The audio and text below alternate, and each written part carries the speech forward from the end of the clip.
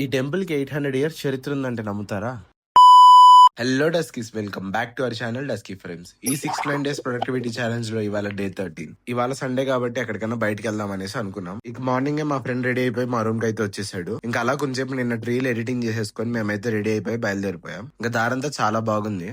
ఇవాళ మేము వచ్చిన టెంపుల్ పేరు శ్రీ భోగనందీశ్వర టెంపుల్. ఇది నంది విలేజ్ లో ఉంది. ఈ టెంపుల్ కి 700+ ఇయర్స్ కన్నా చరిత్ర ఉందంట. శివరాత్రికి లాగిన రథం అయితే ఇక్కడ ఉంది. ఇంకా అలా రథాన్ని చూసుకుంటే మేమైతే టెంపుల్ లోపలికి ఎంటర్ అయిపోయాం. టెంపుల్ లోపలికి ఎంటర్ అవ్వగానే భజంత్రీలు అయితే వినిపించాయి. ఏంటబ్బా అని చూస్తే ఇక్కడ పెళ్లి జరుగుతూ ఉంది.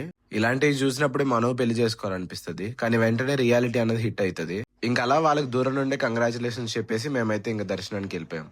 అలా దర్శనం పూర్తి చేసుకుని బయటకు వచ్చి చూస్తే అసలు మామ టెంపుల్ ఉంది, అదిరిపోయింది అసలుకి. ఇక్కడ చూసిన సిమెట్రికల్ ప్యాటర్న్స్ అండ్ అలాగే దేవుడి శిల్పాలు అయితే ఎంత చక్కగా చెక్కారంటే అసలు 2 కళ్ళు సరిపోలేదు చూడ్డానికి. ఇన్ని ఇయర్స్ దాన్ని ప్రిజర్వ్ చేస్తున్నందుకే వాళ్ళకి ఒక హ్యాట్స్ ఆఫ్ చెప్పాలి. ఇంకా అలా టెంపుల్ బయటకు వస్తే పెద్ద పార్క్ ఉంది. అక్కడతో ఆకుండా పక్కనే కోనేరు ఉందని చెప్పి కాలినడకనైతే మేము నడిచాము. వెళ్ళి చూస్తే ఆ కోనేరు మొత్తం క్లోజ్ ఉంది. ఇంకేం చేస్తాం, రిటర్న్ అయిపోయాం. ఇంకా వచ్చే దారిలో ఫ్రూట్స్ ఉన్నాయంటే ఫ్రూట్స్ కాస్త వేసేసి మేమైతే ఇంకా పీజీకి రిటర్న్ అయిపోయాం. దారిలో డిమార్ట్ కనిపించిందని చెప్పి చిన్న షాపింగ్ చేసేసి ఫుడ్ పార్సల్ తీసేసుకుని మేమైతే ఇంకా రూమ్ కి వెళ్ళిపోయాం. ఇంకా రూమ్ లో ఫుడ్ తినేసి మంచి స్లీప్ వేసేసి డిన్నర్ టైం అయిందని చెప్పి మళ్ళీ డిన్నర్ తినడానికి వెళ్ళాను. వీడియోలో చూడడానికి అయితే చాలా బాగుంది కదా, కానీ రైస్ అయితే అసలు కుక్ అవ్వలేదు. ఇంకా వేస్ట్ చేయకూడదని చెప్పి తినేసాను. డిన్నర్ చేసేసాక ఇంకా వాక్ అయితే వెళ్ళిపోయాం. అలా వాక్ కంప్లీట్ చేసుకుని నేను రూమ్ కి వచ్చేసి పడుకుండిపోయాను.